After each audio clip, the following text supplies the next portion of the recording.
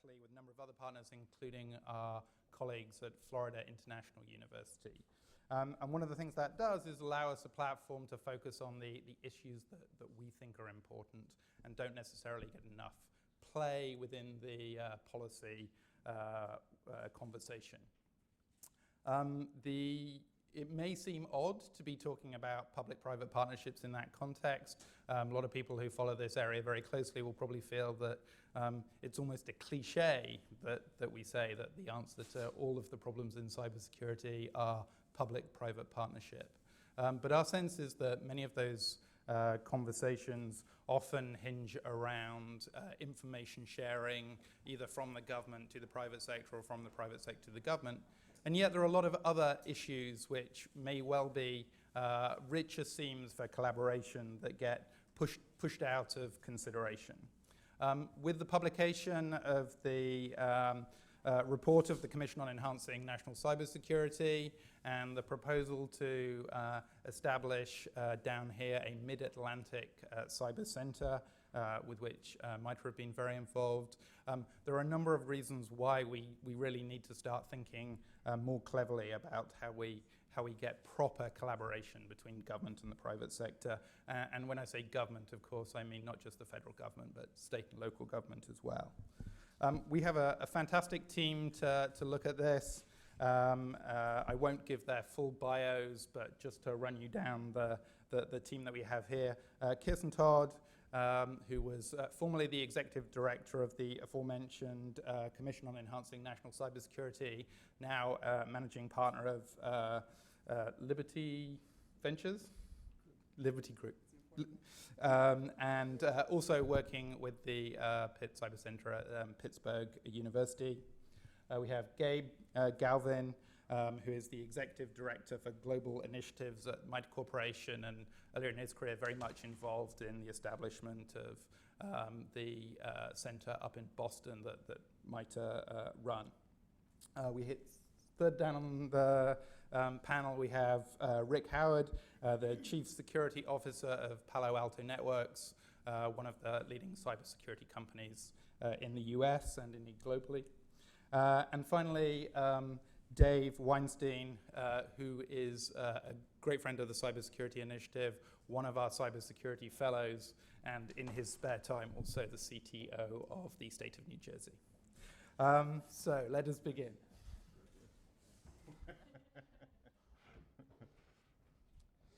And actually, before I sort of kick off the conversation, I should say that for those people who are following on the live stream or even in the room who want to tweet, the @NewAmCyber address is the one we use, and we'll use the hashtag @NewAmCyber just for this conversation. If you want to tweet in any questions or participate in the conversation, please let us know. So we're gonna, I'm going to ask some questions of the panel. They're going to help us frame this discussion.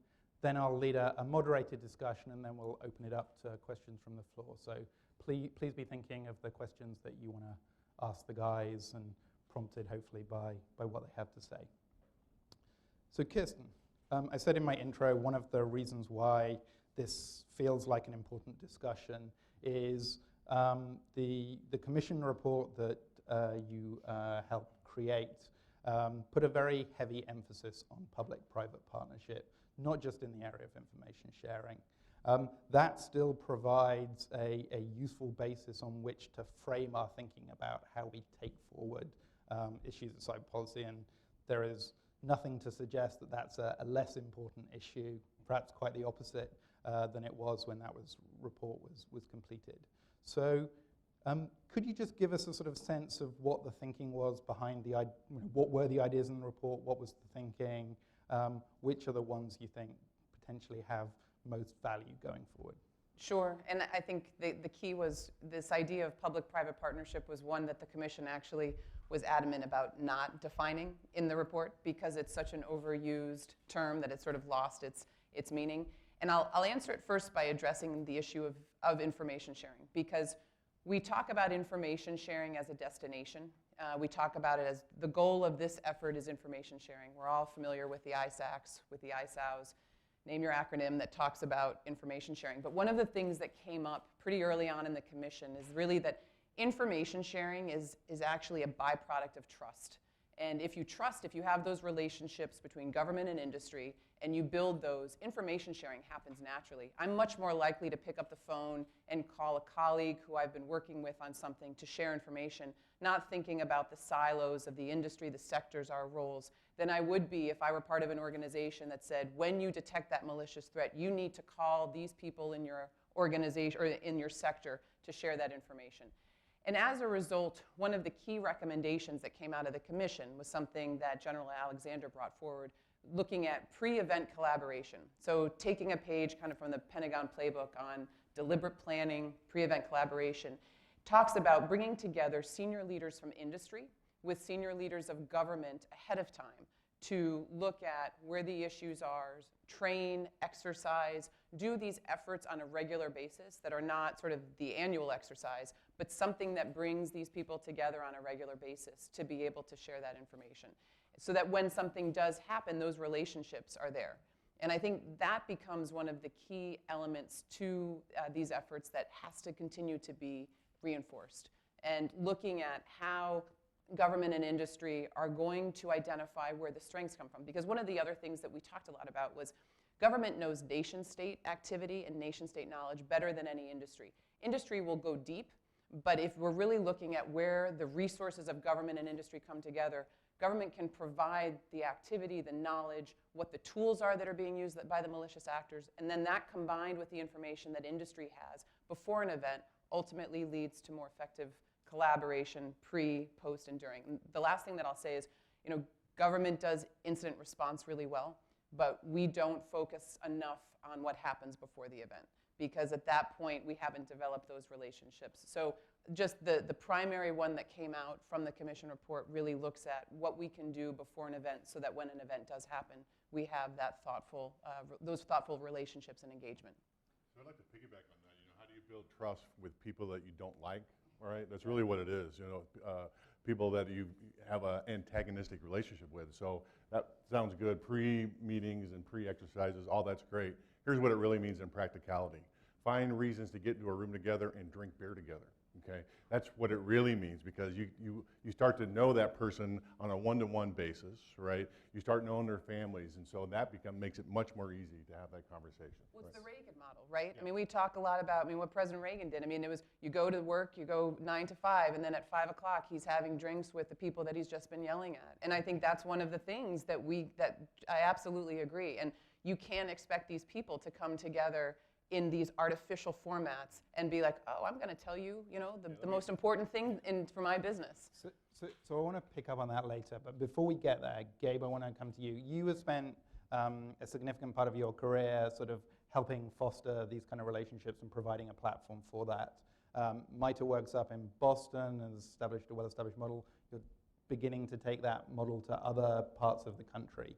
What are the it's all very well saying you need to get everyone together and sort of drink beer, but what are the lessons that you personally and MITRE have learned about how you practically get to the point where that works? Yeah, that's great. Thank you. So just as a note on the Boston Center, first I was a student of what MITRE was doing at that center, and I've been involved for the last 5 years or so trying to bring that to this Mid-Atlantic area, which now we have launched the Mid-Atlantic Cyber Center.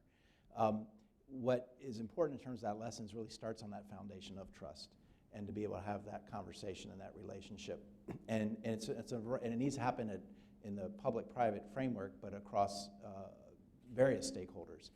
The commission report talked about the international aspect of country among and between countries, between federal government and state, between state and the local municipalities, and the private sector.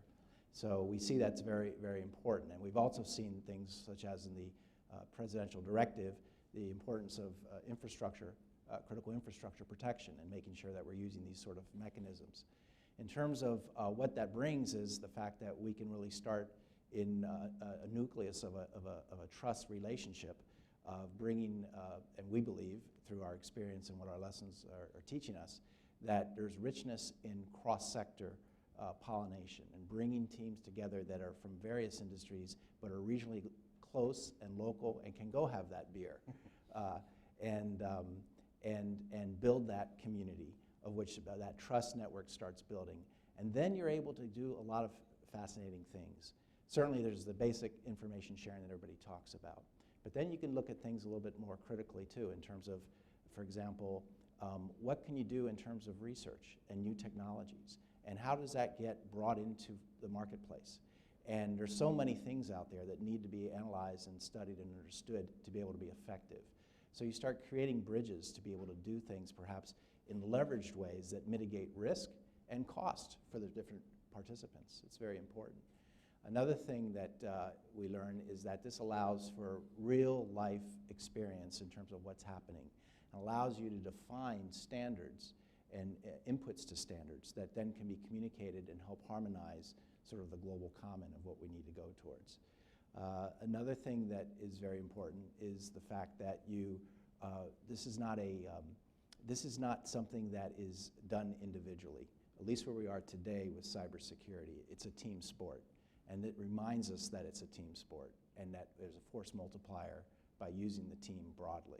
So we're learning and taking kernels of our experiences in the Boston area with the Advanced Cybersecurity Center, what we're establishing here in the Mid-Atlantic region, and trying to open and improve upon many great efforts that already exist across industry, verticals and horizontals, but we think there's much more to do, and we want to go there. And again, I want to drill down on some of those themes in due course, but Rick, you are not only sort of in the private sector, but you're in a bit of the private sector that sort of cuts across lots of different sectors.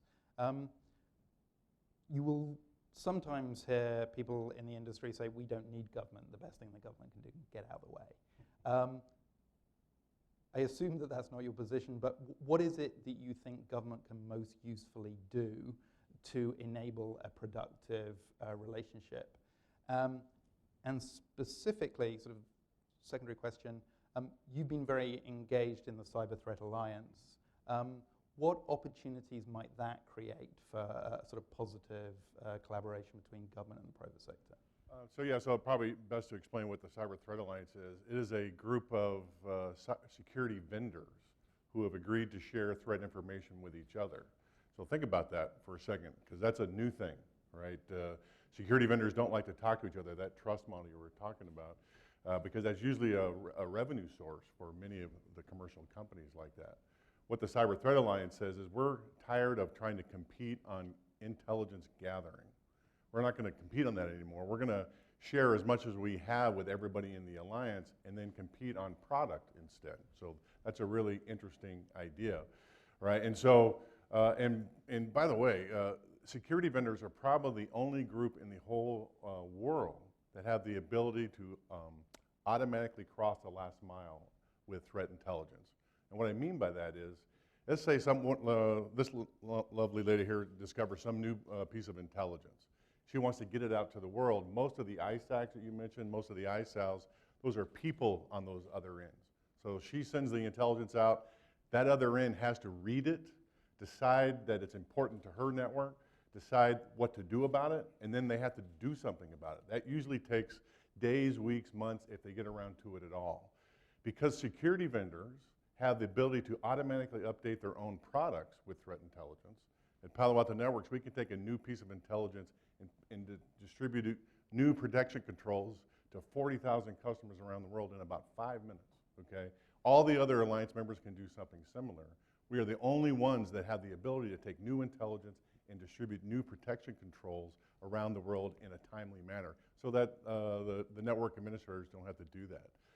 So, I forgot what the question was, okay? Where does government fit in? Okay, where does government fit in? All right, so government has lots of great intelligence, okay, but they have to kind of meander. If it's classified, do I want to give it out to the world, and how do I separate all that?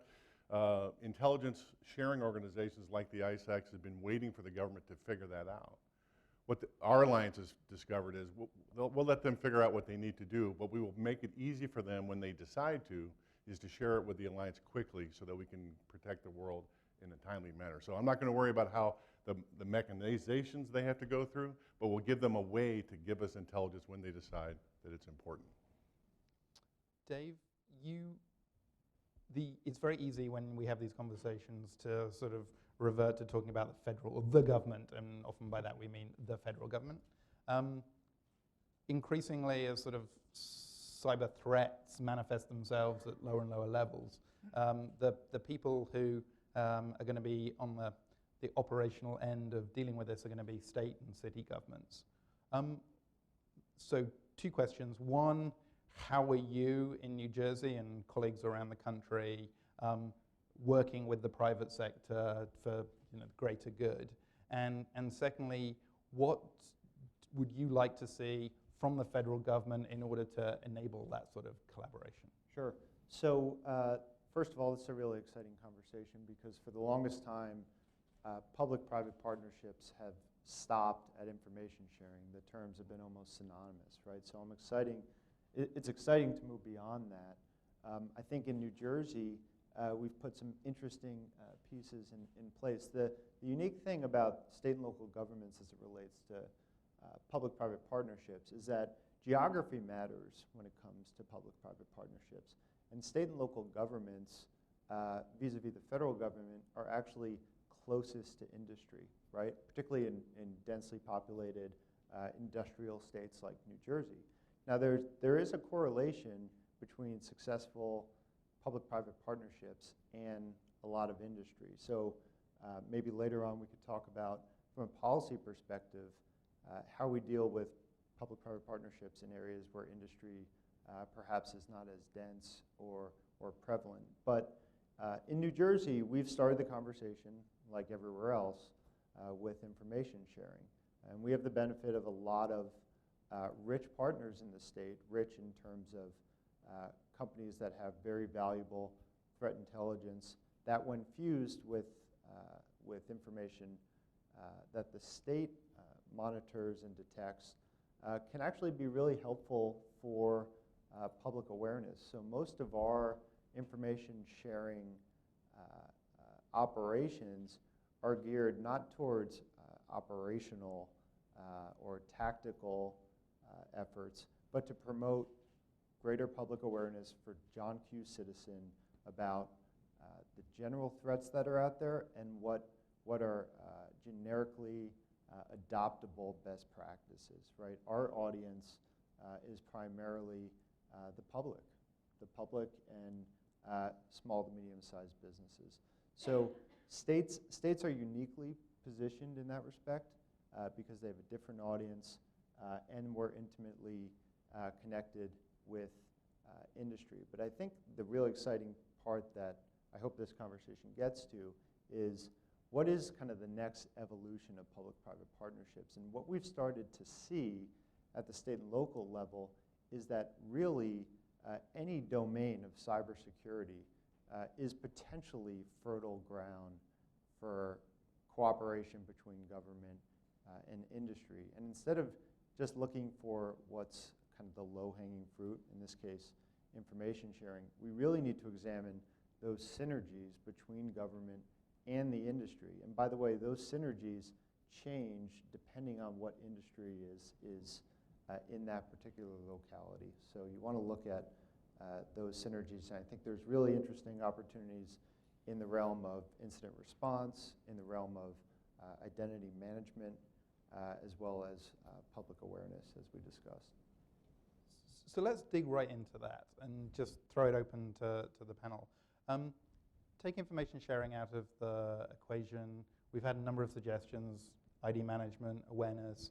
Kiersten mentioned sort of wargaming, sort of before incidents. Research has been mentioned as one of the topics. What are the sort of opportunities that you would like to see pursued, and what are the 1 or 2 things that either the government or the private sector needs to do in order to take that to the next level? Kiersten, do you want to start? It's a good question because it goes to the research and development question that we've talked about. I think that there are a lot of areas. I mean, I want to pull on something that Rick said, which is, the Cyber Threat Alliance is going to do a great job in being able to work within industry. But we do have to figure out what that mechanism is for government. We do have to kind of get at the cause of these issues. And I think it's when you get there, then it kind of doesn't matter what the topic is, because I think all the ones that you've talked about, we have identity management. I want to pull out small and medium-sized business, because one of the issues that we've learned is that small and medium-sized businesses have more in common across sectors than they do within their sector. But the point is, if you get government to actually think about these issues with industry as in a collaborative way, then they can take on, I think identity management is an important one. One of the things that we talked about in the commission with IDM was this idea that everyone's pushing for multi-factor authentication to strengthen authentication. Peter Lee, who's the head of research and development for Microsoft, pushed back on that vehemently and said, it's not about multi-factor. If you say multi-factor, you're putting a ceiling on innovation. It's about stronger authentication. And so for all the examples that you just gave me, identity management, research, there are these anecdotes around what happens. The key is, what is that mechanism that has to be developed for government to work with industry? And whether it's grabbing the beer after work or it's looking at what that is, we have to do a better job. Government has failed on this piece up to this point. And to go a little bit hard right now on some of the efforts that are there, automated information sharing. So this is an effort by DHS to share information with industry. But the challenge that we continue to have from government is that bulky data being distributed in a fire hose without context, without the narrative, none of this is valuable. So once we figure out what that mechanism is, and that's why this, whether it's the senior advisory board between leaders of industry and government, then all of those topics will flow. And I think that you've got to be able to look at that, because if we piecemeal it, we're never going to get there. So I'm going to push you a little bit harder. Yeah. We have a newish administration. Yep. What's the one area where you would push on, and what's the model that you would pilot for changing the way in which that conversation works? The one model that we saw in the last administration was the process by which the famous NIST framework was created, which turned out to be, I think, a better process than people ever imagined. But there are that didn't sort of take on a momentum of its own. It seemed to sort of stop there. How do we practically begin the process of changing the way in which that conversation happens? So the reason why the NIST framework was so successful is because government identified a problem that everyone knew was out there, which was, how do we secure our critical infrastructure? But everyone knows the statistic, 85% of critical infrastructure is owned and operated by the private sector.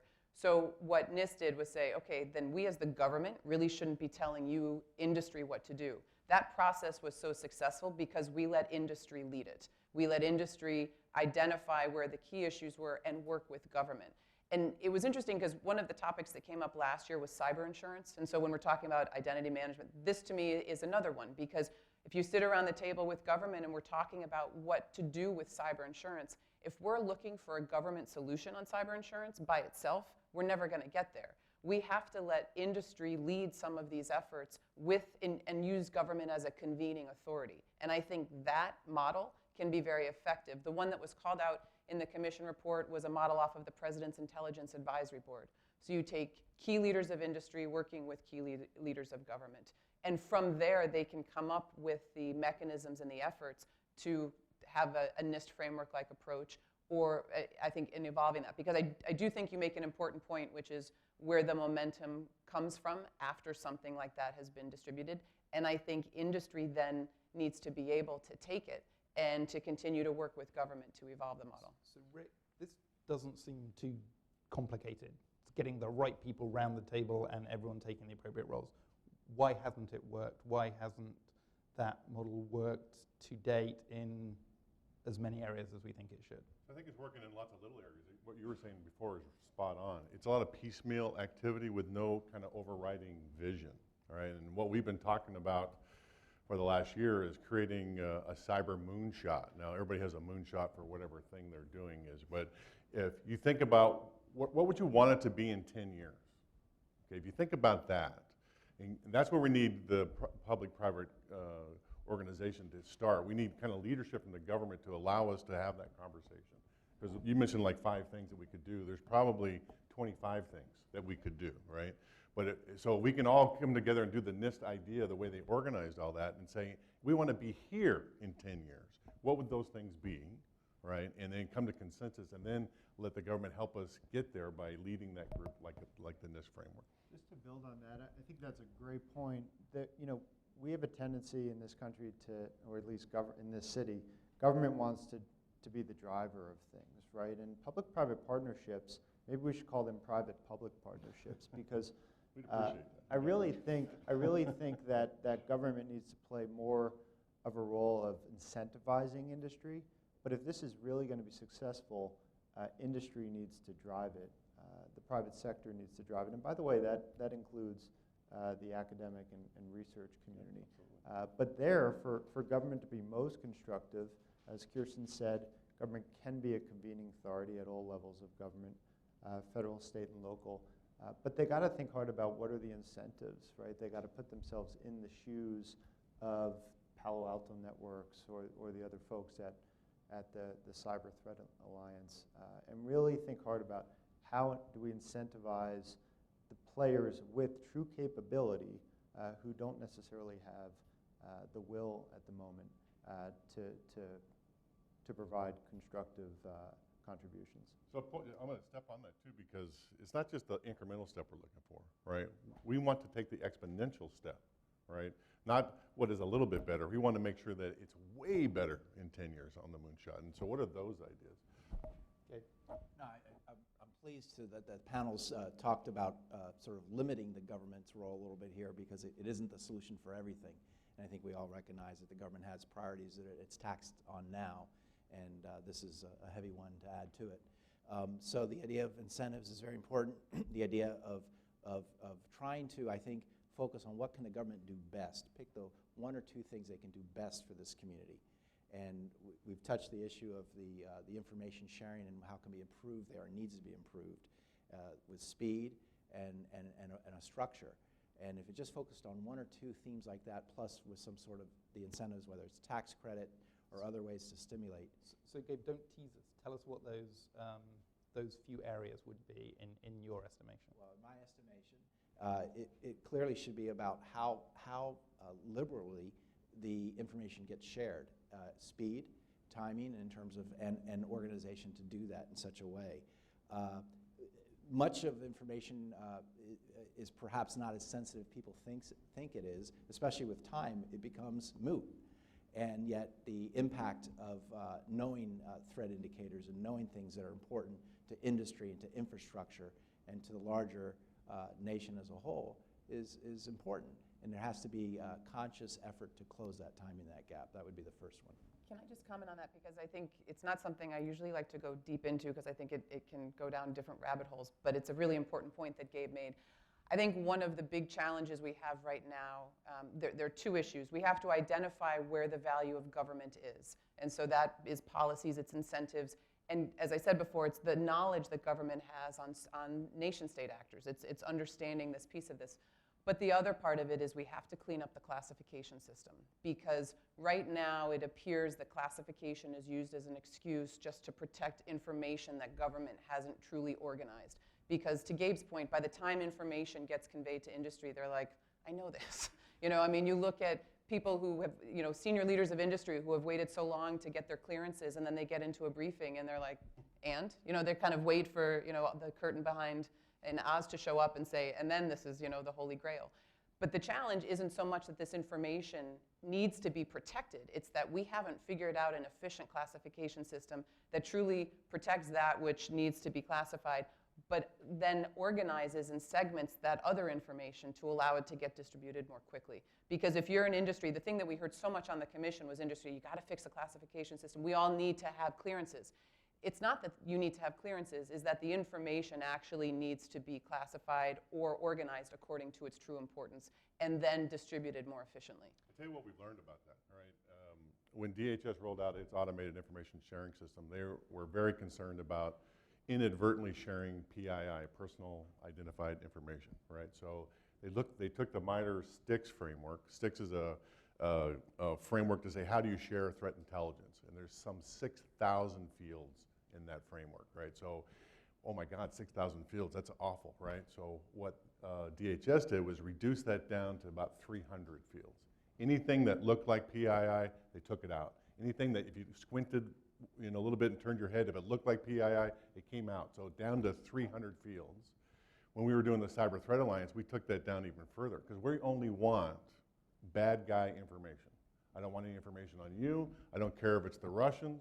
I just want to know what they're doing so I can prevent it from happening on my customers' networks.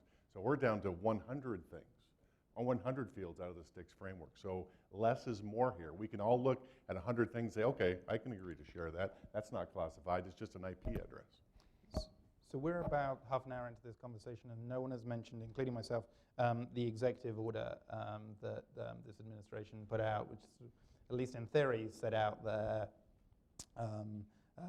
wouldn't say strategy, but ideas for how we take forward this for this administration. What opportunities do you see in that executive order to sort of piggyback off and let's try and move away from information sharing to take this to other areas of private-public cooperation? And what are the things that are missing from that we really need to sort of bang the drum with the White House and DHS and others? I'll start.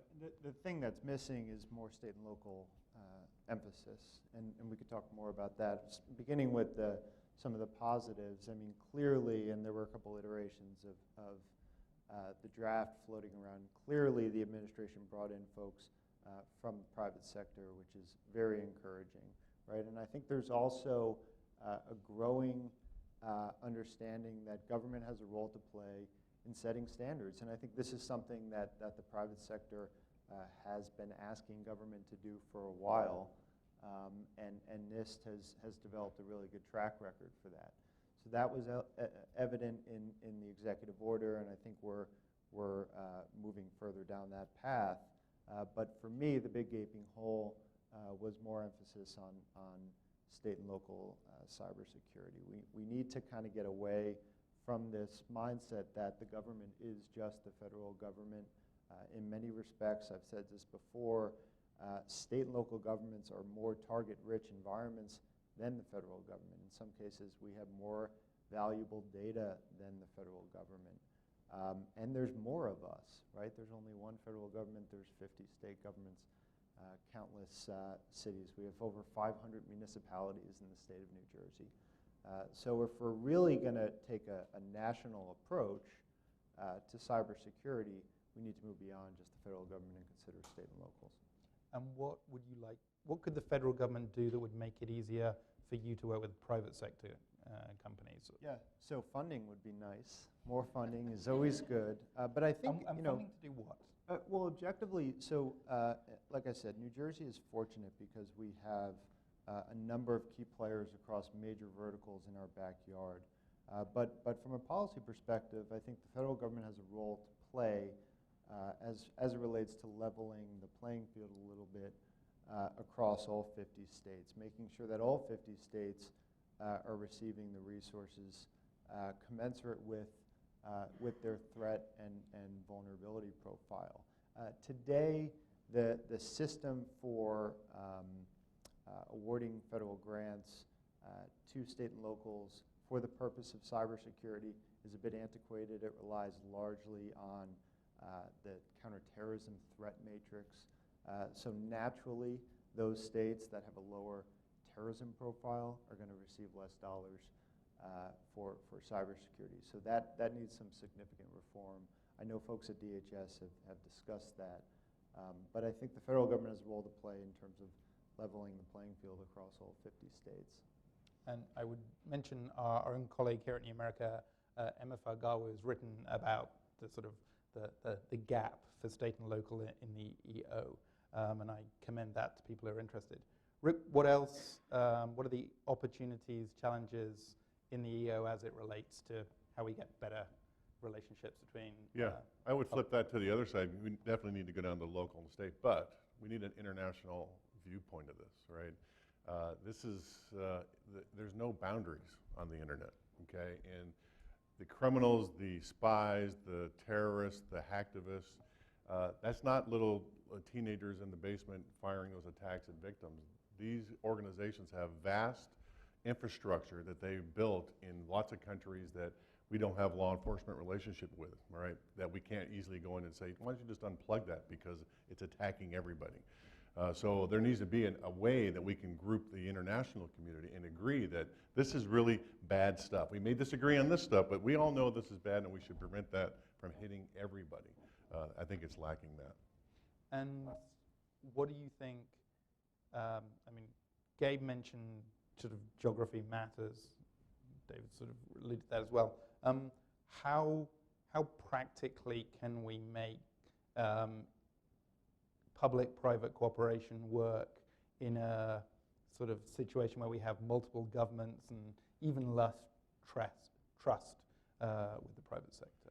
Yeah, and I'm not saying we can solve this tomorrow, right? Because this is, you're right, but that we need to take the next step. I am sure that we can come up with 3 or 4 countries that can agree that what badness is. And we just need to start building that coalition over and over again, all right? Even the countries that we may be in cyberspace hitting with each other every day, even those countries can agree that this thing over here is mutually bad to everybody. So let's just start doing that. Okay, executive order? Yeah, I think there's tremendous room for improvement in this area, and it's amazing how much information sharing and relationships are bilateral and exist throughout the world, and in some cases multilateral, and it works very well. We may not know about it, but they're out there. So I think we need to kind of rebrand ourselves as a government a little bit in terms of how we do this and how we think it through. I also think that some of our particular agencies in the government, those that have very strong interests in cybersecurity and protecting the assets of the U.S. and others, need to think about the branding of themselves and how they want to portray themselves in terms of not being an entity that might have subpoena power and things like that frightens a community away, but think about how do they message themselves to be part of a community of cooperation. We have a lot of alliance and partners of the United States across the globe. Let's leverage that. Let's build on that. Kiersten, I want to put you on the spot and say, what are the things that were in the commission report that didn't make it into the EO that you were sad to sort of see, particularly in relation to this? So to the earlier conversation, can I answer another question that I want to answer? But I'll get to that. No, I mean, because this is, I think it's part of it. I do just want to make a quick point based on what Rick and Gabe said, which is one of the efforts that came up in the commission was it's coming together with like-minded economic powers. So to your point, it's not always the people that we think of as our allies, but it's those who we're working together as trade partners, economic forces in the global economy, and I think that's really important. And then one other answer before I get to yours, Ethan. I think that, you know, all in all, this executive order from a cybersecurity perspective is a demonstration of really thoughtful government action. I mean, what happened was the EO came out, you know, to Dave's point, there were a lot of drafts circulating, and that was because industry was giving comment and they were figuring out how to reconcile that. So if you look at the draft that came out in January and the draft that was released on May 11th, there was a tremendous amount of progress that reflected input on efforts that were underway. And I think, you know, when we look at government and we look at a new administration coming in, there's always this concern that we're going to lose a lot of ground on all the efforts that we've worked on. And this EO really tried to not start at zero. It's tried to start and work off of those efforts that are working and also identify where efforts weren't working. And as a result, the theme of the EO was risk management. And I think that's a huge success. I mean, the fact that government is talking about cybersecurity in the context of risk management is quite a significant advancement. And so when you look at the strengths, I think that's a key one. Also, this identification of botnet mitigation, when you look at industry and everything that's been done on that front and how much of a struggle that was, to put that out to say, hey, this is something, we've got to get the ball rolling on this. And if we get the ball rolling on this with industry and government collaboration, other things will flow. I think those are big strengths.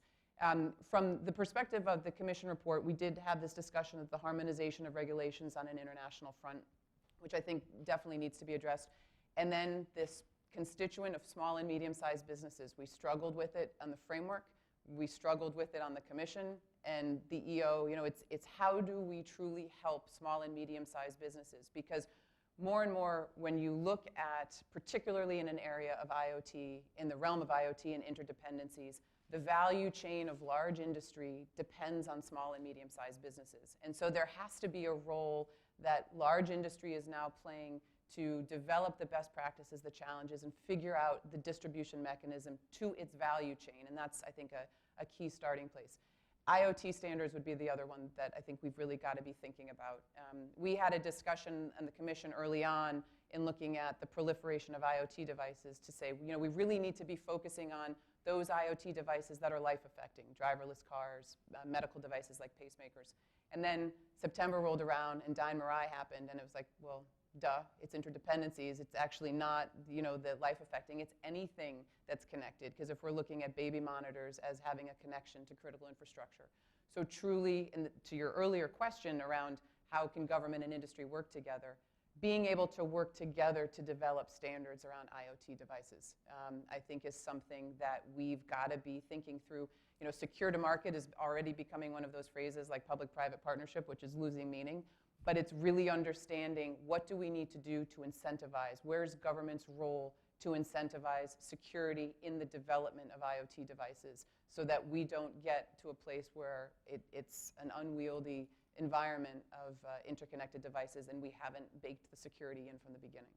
Okay. I'd like to add a little bit to that, and it jogged something in my mind, which is the emphasis we're focused on with the Mid-Atlantic Cyber Center is to focus on a couple themes here that we think are very important, and you've touched them, which is personalizing the members and from a diversification of what the members are, who they represent.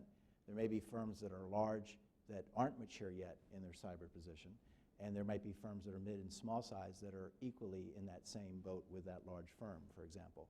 So we're looking very carefully at profiling our members and understanding what their position is, what their profile is, what their footprint from a cyber standpoint, what are they strong, what are they weak, and trying to create the community with trust building of like entities, and then make sure that we bridge it to sort of a larger community for more effect in terms of lessons learned and helping one another. So I think this is very important in terms of the small, medium, and what traditionally is supply chain focus, perhaps, in a vertical. It goes beyond that. We have a lot to learn, a lot to gain. So this may be an unanswerable question, but over the last few years, what we've seen is the establishment of this concept called ISAOs, which is sort of this idea of sort of bodies to share information. And how that works best remains very unclear.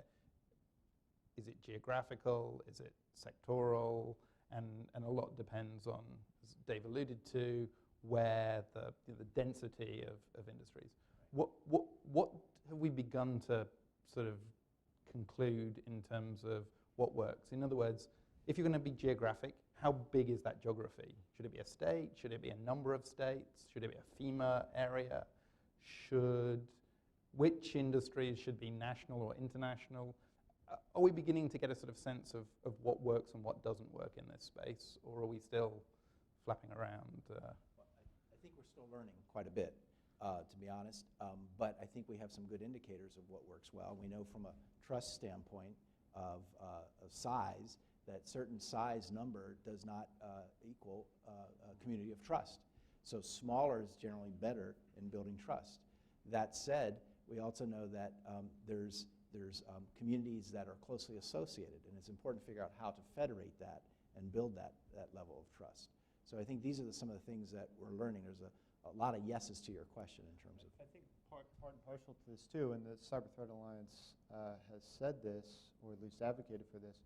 You need to have a community of interest that can add value to the broader network, right? And that typically means being able to source valuable intelligence. And that's one of the reasons why I've long advocated for every state to have an ISAO, in some cases multiple ISAOs, and potentially using the Fusion Center network, which already exists, as an opportunity to house those ISAOs. One thing about the ISAO development is, when ISACs came out, it was designed for critical infrastructure verticals, right? And there was like 15 of them. I forget the exact number. ISAOs are like, there's other kinds of groups that kind of form up naturally, and they want to have the same kind of status and ability to share threat intelligence with their own community, with the government and things. So this is a recognition that there are there's lots of other kinds of information sharing groups. It doesn't have to be cyber, it can be physical, it can be lots of different things. This is a framework for them to get involved and do that sharing. And I should say ISAOs, Information Sharing and Analysis Organizations. And if I can just quickly add, the ISAO, the MAC, is the state of Virginia has specifically asked for that being to be stood up for their ISAO, their first. So I'm going to quickly just ask another question. Feel free to answer the question you wanted to answer when you get the chance. We've already been doing that. I just call this out. One area we also haven't discussed, but something we've been doing a fair amount of work on here at New America, is workforce development. Something that did actually make it into the executive order, in part, I think, because of encouragement from industry. What role do the private sector have in sort of guiding a better, more appropriately trained and educated population on the one hand, workforce on the other hand, and how do we take that forward in a practical way? So I think, workforce is becoming quite a focus and a concentration, and for all the drafts of the EO, you saw it really not being mentioned and then having a pretty strong spotlight on it. We heard two things, and I think there are two general approaches to workforce. The first is, we have enough people in the workforce, they just don't have the right training. So we have to do a better job of training. And then we also hear, hey, we don't have enough people in the workforce. So how do we attract people into the cybersecurity workforce? And there are a couple of different ways to look at it. I do want to take some time just to highlight the educational component, which is, when you've got a first grader who's getting a Google Chrome to do their math, they should be getting cyber education with that. We've got to start developing our cyber workforce organically through education and those other means. But from the private sector side, it's looking at how do you take the efforts from the private sector and be able to share them with government, and also looking at the cultural change. So one of the interesting things when we look at workforce, it's how we're defining those positions. As the executive director of the Presidential Commission, I was considered an IT specialist by government jargon. I can assure you I am not an IT specialist, but that's all that they had. And so when we look at developing workforce, we're typically thinking in an IT department.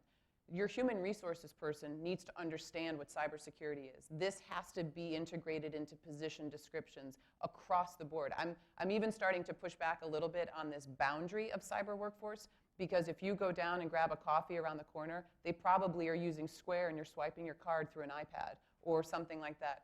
So everybody is part of the cyber workforce. And I think this starts to get into the individual accountability in the digital economy that we're creating.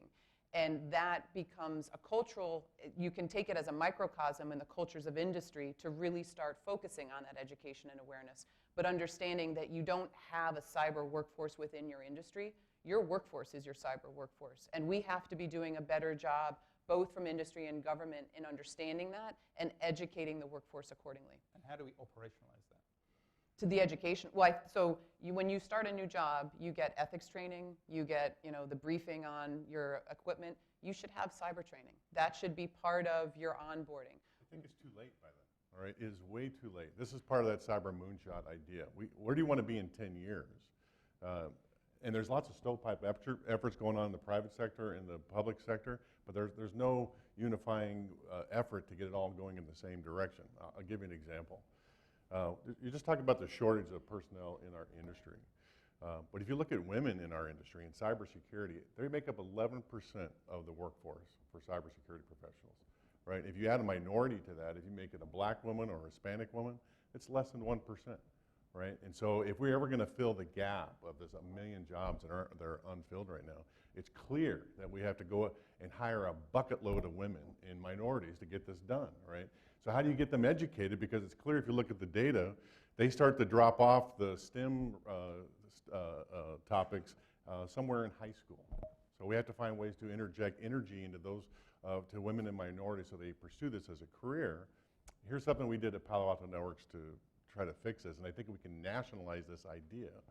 We just partnered with the Girl Scouts to build 18 merit badges for the 2 million Girl Scouts in cybersecurity, roughly divided into safety online and network defender kind of principles, right? From K-5 through 12, right? So for their entire academic career, they're going to be hit with cybersecurity education while they're in the Girl Scouts, right? That's an amazing way to do it, and I would love to see a moonshot idea to kind of, how do we do that in every organization that we have in our country? We'll come back to this moonshot idea, but Dave, education, workforce actually is driven in the United States much more at the state level than at the federal level. What do you need from the private sector, your colleagues in education, to make this real? Yeah, I think this is less of a public-private partnership issue and just an area where government needs to develop more of a core competency, right? I think we've been grossly delinquent, and I'm broadly characterizing government at all levels in this area. I think you're okay by saying government is broadly delinquent. I think that's okay. Right. But yeah, exactly. So, but in 10 years, government won't be able to hire any cyber professionals at this rate.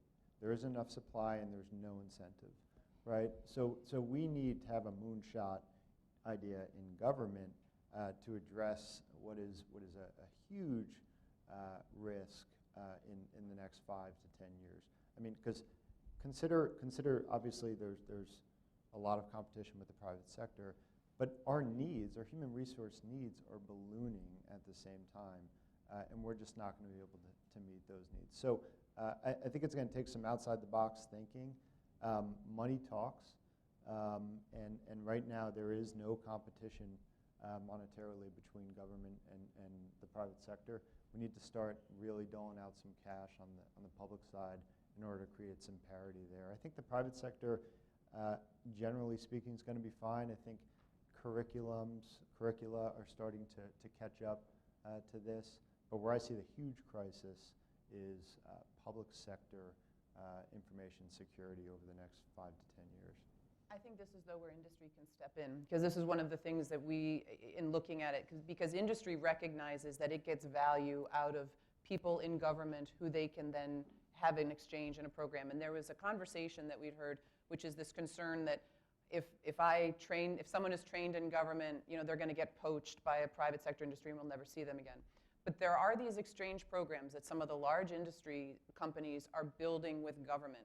And the statistics on these preliminarily are not that we're getting a huge brain drain out of government to go to these industries, because you're getting the value in both places. And I think that industry has a role to help train, and then they understand the value of getting somebody who's worked in the Navy, getting somebody who's worked in the IC community to play that. So there's got to be this cooperation. And I love the idea. I mean, it's the education idea. We've got to start really young and change the culture around what it means to be a scientist, a mathematician. I mean, there are plenty of public service ads that talk about how girls don't look at themselves as mathematicians.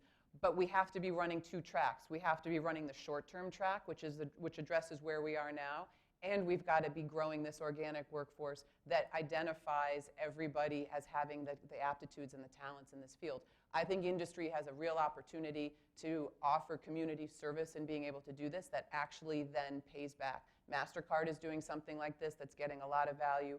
Uber, before a recent month of challenges, was really leading in this space. I mean, there are some large industries that are looking at this, and I think if we can get those types of programs integrated into government around, then we address some of these challenges immediately. Talk about that too, because we've had this thought for years that in order to be a cybersecurity professional, you had to have a computer science degree or a EE degree or and it's not that. Tier 1 entry-level jobs, you need to have some basic understanding of some of the, like networking and how your computer works and how to work a tool, and then you can work your way up. So it's not like it's this big problem we have to overcome. And that goes to the HR issue. Right. It's understanding what you're doing. My colleague, Laura Bate, here at New America, is doing some work on cybersecurity apprenticeships, a way of blending sort of private sector or even government experience and education at the same time. And I think that is an interesting thing to explore.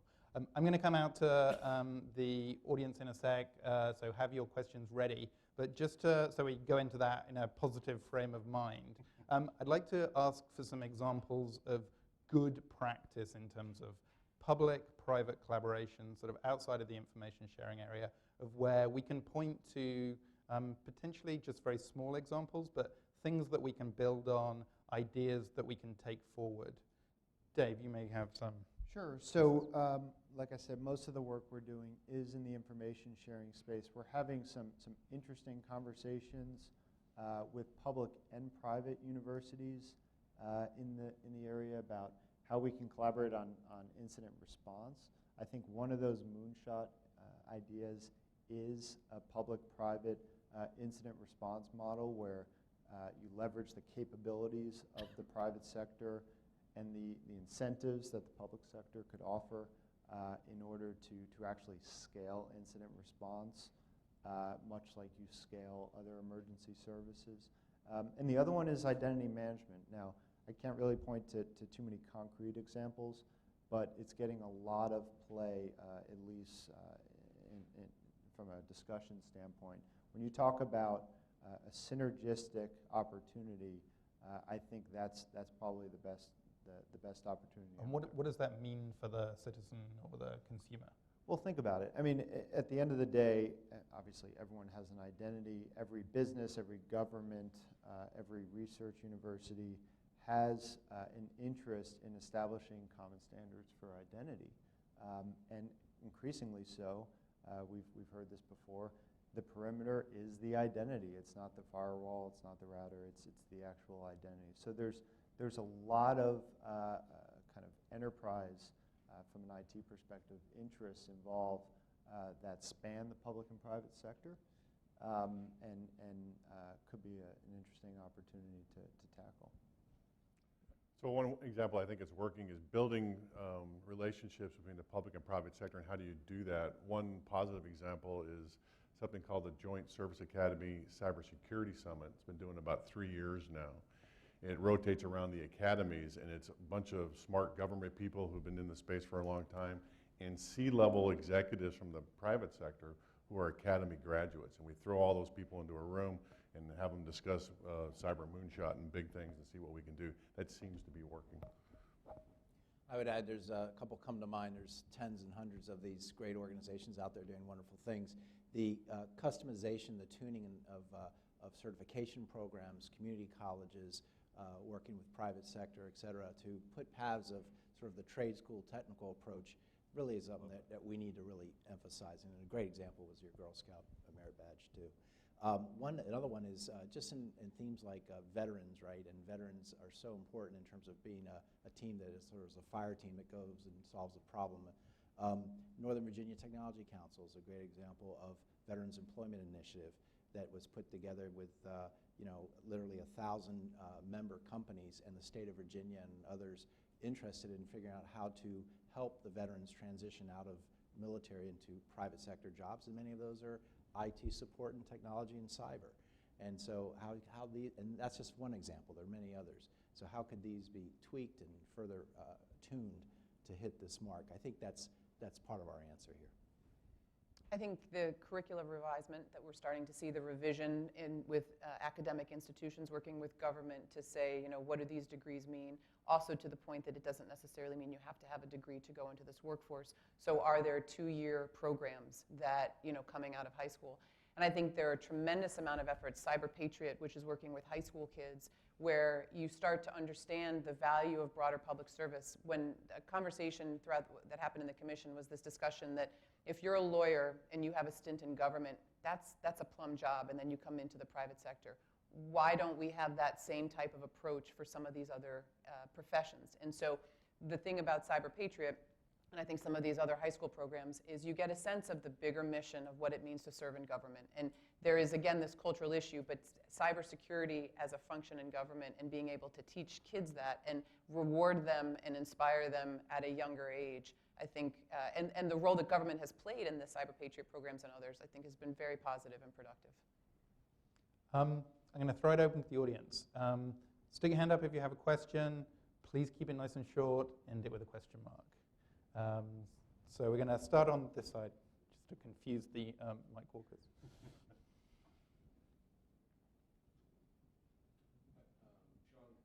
Sean Carberry with Federal Computer Week. the executive order, and it touches on a lot of different things. And what it seems to do more, though, is commission reports about these different things. So I'm curious about what you're seeing in terms of that process. I mean, there's something like 13 different studies it commissions. So is there enough engagement with the private sector in that process so that these reports are shaped and leading to something that's eventually actionable? And go ahead. I think it's a great question, because I do think what we didn't highlight, and I think one of the criticisms when people were constructive, was the creation of additional reports from an EO. There has to be some level setting. We do know that there are multiple work streams that government and the interagency are working. What I don't know is how much industry is playing into that.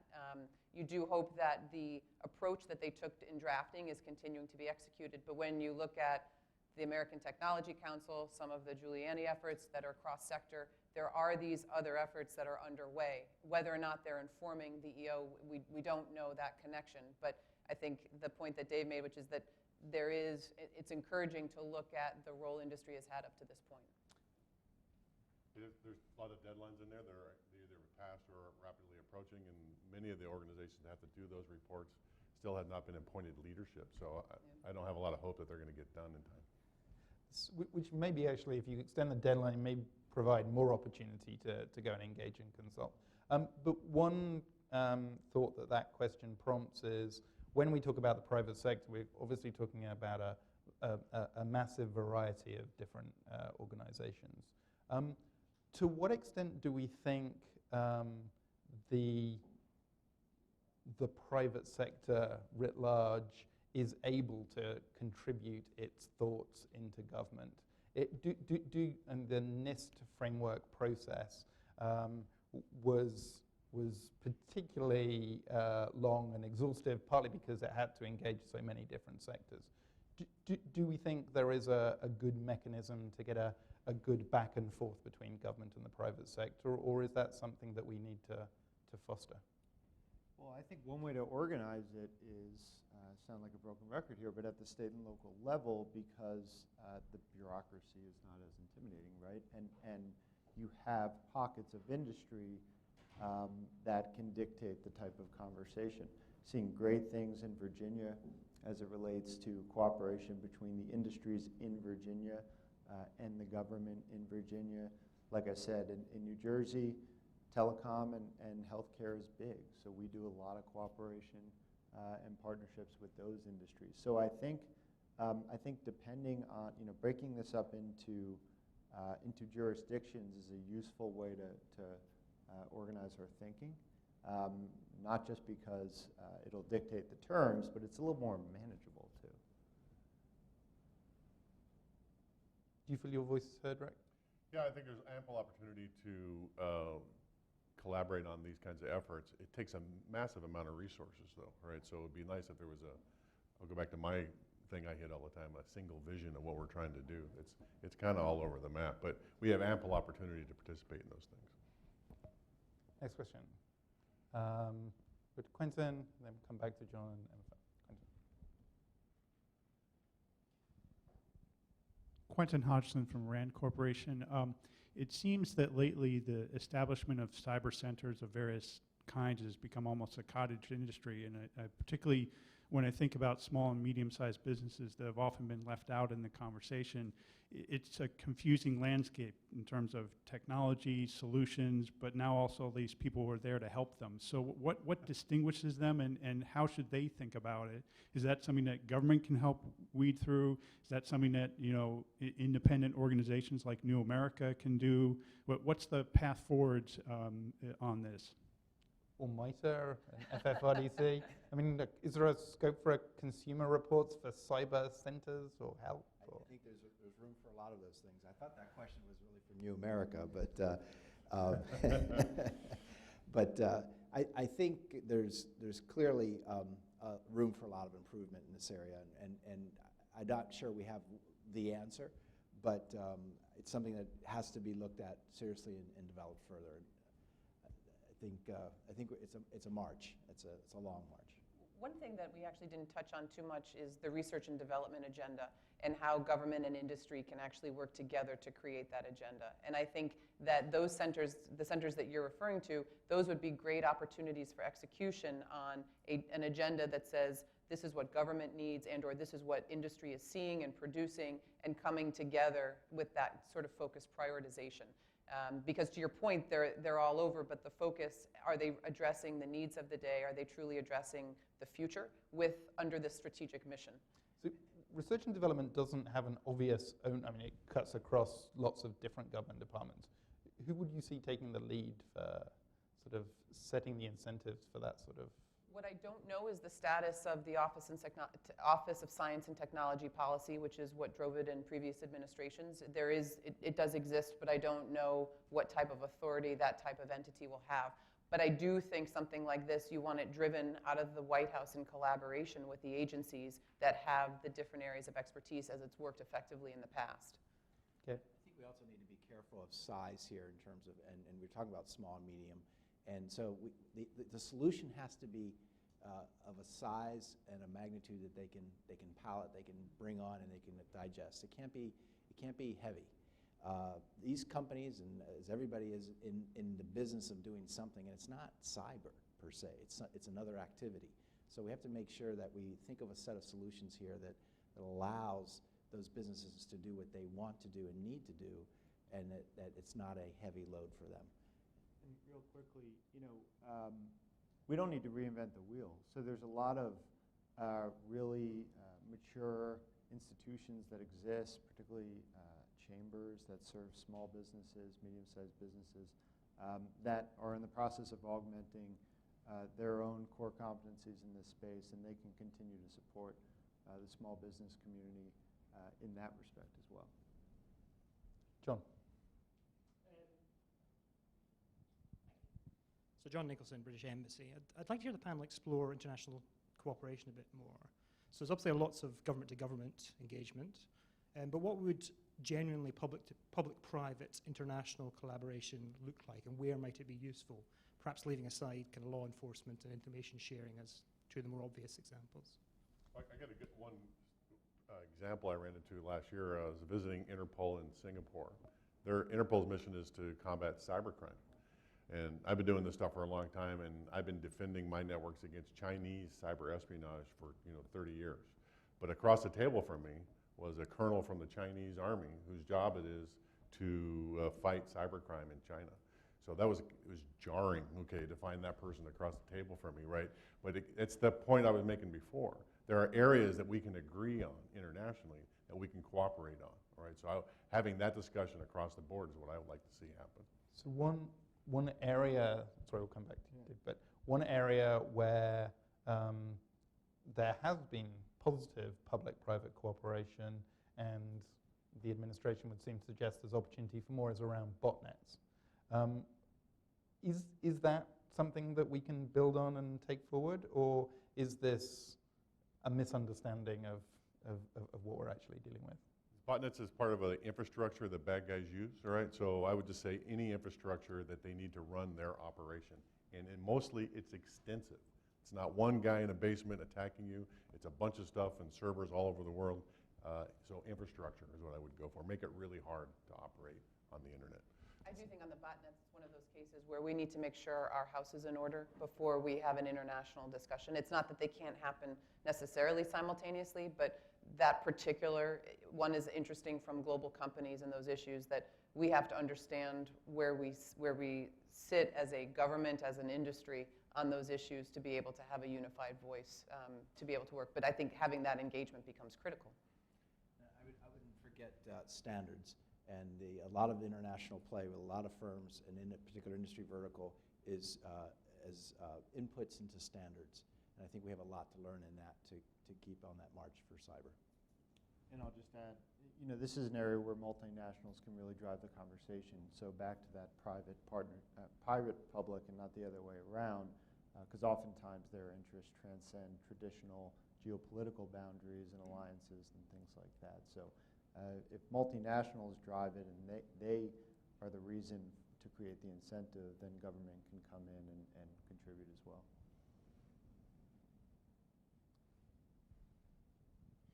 Good morning. My name is Maurice Turner. I have a question regarding harmonization. So I'd like to hear your thoughts on where you think the federal government should be playing a role in harmonizing cybersecurity-related regulations, because you have states like California, New York that have some pretty aggressive regulations, especially when it comes to issues like data breaches that seem to impact almost everyone in the country, just given the populations that are in those states. And Morris, just tell us where you're working. Congressional Innovation Fellow, working in Senate Homeland Security and Governmental Affairs Committee. I think the Senate should come up with a policy of harmonizing regulations across all 50 states and territories. I think we definitely have to look at harmonization. I mean, that doesn't necessarily answer with a lot of granularity, but one of the things that we continue to hear, particularly with how our government is organized, when you have state regulations, and to the point about the multilateral, the large governments or the large industry, the global industries, they are really struggling operating in an international economy when they have all of, and Rick can talk to this certainly better than I, but we do need to make an effort on the part of government, and it depends upon which avenue. Is it for state regulations, the harmonization of states, the harmonization of global regulations, but there is an abundance of them. And it was an interesting approach that was taken, I think, in March when the president announced for every regulation that will be created, 2 or 3 or 4 more have to be taken away. I mean, everyone appreciates this is an issue, so I think having an initiative and an effort that looks at it across the territories, across the states, but then globally to come up with effective policy is necessary. Although it does seem that with the federal government sort of stepping back from regulation, some of the bigger states, New York on the financial side, California on the data protection side, are sort of stepping, if you'll excuse the pun, into the breach, and are beginning to sort of set standards which will drive, if not even just national, but international regulation. Is that where we're going to see the action in the next few years?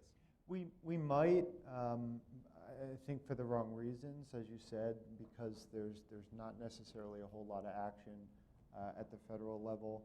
A bunch of states are making some noise for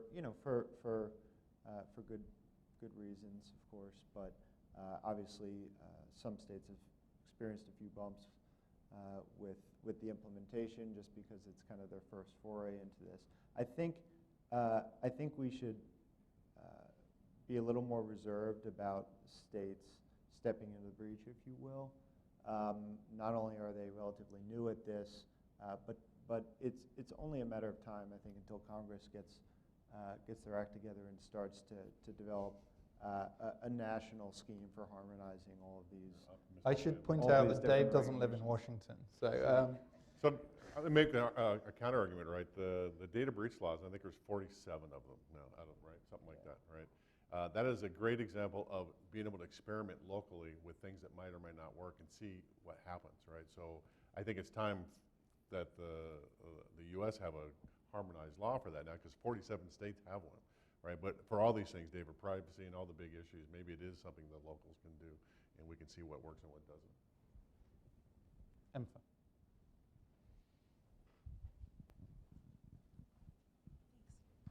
Good morning, Emma Fagau, New America. I think you all mentioned the idea of a cyber moonshot, but we're not totally sure what that looks like. And I wonder if even in the absence of having a vision of what that endpoint looks like, even 10 years from now, we would know what it looks like as we're moving towards it.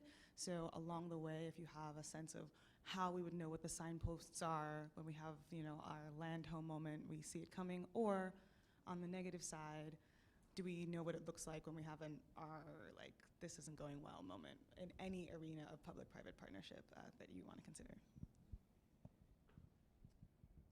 You're right, we don't know what is in the moonshot, okay? And as many people in this room, there's an opinion about what should be there, okay? So the only advice I would have is we don't want to incrementally move. We want to take it to the next level. And it doesn't necessarily mean more things, okay? But we need to have that conversation with all the smart people about the thing that takes the whole country and maybe the world to the next level. So Rick, one of the reasons why the moonshot got to the moon and back again was because people had a very clear idea about what they wanted to achieve. And question is, do you think, at least on the private sector side, there is enough consensus about what that goal might look like, quite apart from how you leverage the government to help deliver it? What I like about the Moonshot idea is that we're talking about 10, 20 years down the road, right? So that is far enough away that anything we decide on is not going to impact everybody like right now, right? And so I think it'll be easier to come to consensus on both sides of that argument. So the Moonshot would clearly be a world where we wouldn't have the end users worried about cybersecurity on their devices. And the Moonshot would be that the world has standards and that there are service providers that provide you that service without all the noise that we have at this level. So I'm just trying to visualize that future utopia. So I didn't talk about a moonshot because I think it's very difficult. To your point, Ian, to me a moonshot is a binary. You get the man on the moon or the woman or you don't. You solve cancer, you cure cancer, or you don't.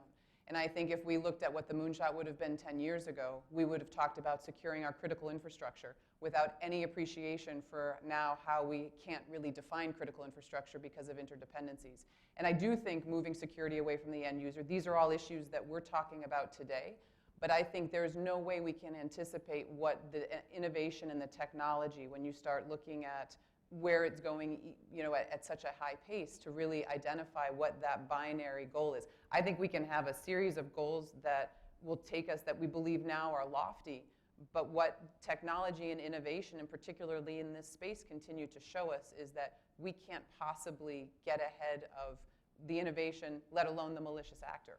And so being able to think in that way, it's not to thwart innovation. We absolutely want to innovate. But I think if we're doing it in a way that only creates one goal, we're going to miss out on the opportunities that innovation and what we're creating will actually produce. Down on the front here, and then second question at the back.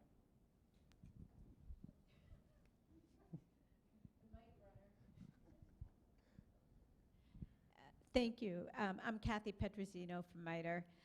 I want to just throw out a hypothetical and see what the response is. So my mother, she's not going to get educated on cyber. I can tell you that right now. And she has one of those devices that if she falls, she pushes a button. So suppose a bad actor decides to compromise those devices, and they are very compromisable. We know that.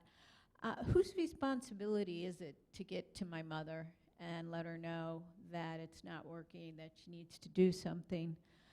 Is that government? Is it industry? And especially if there is really a critical time element to it, how do we manage something like that? And is there anything officially in place, or is it just a chaotic response? So as you answer that question, because I think I can predict the answer, another question to think about is, how do we get to the position where, in that example and other similar examples, everybody involved knows their responsibilities? What's the process that we're going to have to go through at various different levels of everyone feeling more comfortable about their responsibilities? So, I didn't answer the moonshot question, but I really kind of think if there is a moonshot, it's centered on this problem, which is scaling essentially incident response for the average citizen who doesn't, or business for that matter, who doesn't have the capabilities or the budget in some cases to actually respond. So I think about a lot of this, and I hate analogies to kind of the physical world, but I do think about the EMS analogy and what we've built over the years for fire, for medical, for first responders, and adopting a similar model for cybersecurity. Of course, it's going to have to leverage capabilities in the private sector, and it's going to vary based on geography. But I absolutely think it's the role of government, and it's an area where government has also been delinquent, I would argue. This is the perfect public-private partnership problem, right? because industry has to set the standards for what we want those things to do, and government needs to be able to enforce those standards. That you can't put your thing on the internet unless it follows these standards. And, it's that perfect max, I think, or it's a perfect way for those two folks to get together. So I'd like to answer Kathy's question a little differently. I do know Kathy. I do not know your mother. But if your mother, but if your mother's like any other mother that I know, you're responsible for the fall and for the action of what worked and what didn't work. There'll be some of that joint responsibility. So I think what I'm trying to say here is twofold. There's the individual responsibility, and then there's the awareness of the marketplace in the products, and the market will tell us what is the right standard to go to, what product works, what doesn't. Ultimately, that's going to be the final arbiter. And I think what everyone said, I was actually just going to move on to the next question, but what Gabe just said, this nutrition label that Mudge is developing, a research on how to create essentially a risk management tool on all devices. So you know where the strengths are, you know where the weaknesses are. I think the evolution of this, the consumer reports, energy guide, all of that for cybersecurity, I think can be a tool, but absolutely this model for public-private partnership is Our colleagues at the Atlantic Council, Josh Corman, Bo Woods, are doing a lot of work in this area as well, and I think that's going to be important. Final question. Ryan Richardson from Leidos, excuse me. My mom is also not cyber educated, but she's in her 50s, so God help us, I guess. I don't know. She has time. That's right. Yeah, maybe she will be. There. Right. We talked a lot about reforming the classification program and increasing information sharing among industry and government, but there have been so many recent high-profile breaches by contractor personnel, particularly with TS clearances and above, that have shaken public trust in the classification system and in the work that private industry can do with government. How do we reconcile the desire by private industry and by cybersecurity professionals in government to increase information sharing, to increase the amount of work we're doing together, while balancing that with the need of internal security professionals within the government to make sure that contractors and private individuals aren't revealing classified information in nefarious ways? Can the private sector be trusted?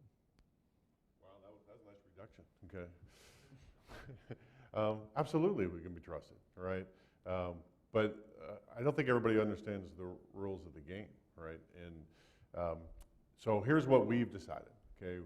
Yes, we want to partner with the U.S. government, but we have to be able to do our own thing. So we're going to make it as easy as possible when the government decides they want to share information with us, to allow that information to come in, right? And then share everything back with them as fast as we can. Other than that, we're going to have to rely on the government to help us figure out what they share. I don't think the issue is can industry be trusted? I mean, I would flip it right back, can government be trusted? Because that issue to me isn't about trust. That issue, that's cyber risk management. I mean, that's insider threat. That's basic 101 on how to manage the infrastructure of your company and how to secure it and ensure that those opportunities aren't available. I mean, there are individuals who engineer the system, and these are the anomalous situations. But you've got to be looking at what your risk management approach is for those companies, and it's the same for industry and government. And arguably, industry has no one's probably going to argue with me too much on this. Industry has better tools and a better approach for doing that. And I think if we get caught up in the social argument around, the trust because people aren't doing it right, it actually is a much more mechanical, functional risk management approach that needs to be addressed. So final wrap-up question, conscious of time. We've spoken about lots of different things. We've spoken about aspirations, things we would like to see, and we haven't really defined we very well. Put yourself in the shoes of Tom Bossert after all of the different reports have come in on the EO. You're going to the president. The president is desperate for a sort of bipartisan kind of idea to take to Congress and get through. What is that one thing that you would like to see the administration, Congress get together, bringing in the private sector, getting the nation working on together? One each, and we'll go down the line. So this is your wrap-up thought. Yeah, move past information sharing, let that be the buzzword of the past. We'll continue to do the work. Pick another one, pick another cyber domain. I pick identity management, and that's what I really bring the private sector in to tackle. And what do you want to see happen in that area? Standardized, single universal identities for the purpose of convenience, trust, security across all industries and sectors. So we keep hitting this drum, but I would like to see a unified vision of the cyber moonshot idea, whatever form that takes. Take all these stovepipe programs that we've been talking about through this entire panel and get some cohesion around all that with a goal that we have in mind. I would love to see leadership from government doing that. Standards, and I think identity is the top one. I'd say Last thought. not too much pressure. Short term, I would say looking at IoT standards, and I see identity management as a longer term because I do think, I mean, if we're going to, in the context of a moonshot, that's something that we probably can't even truly configure right now what the solution looks like, but we absolutely have to get there.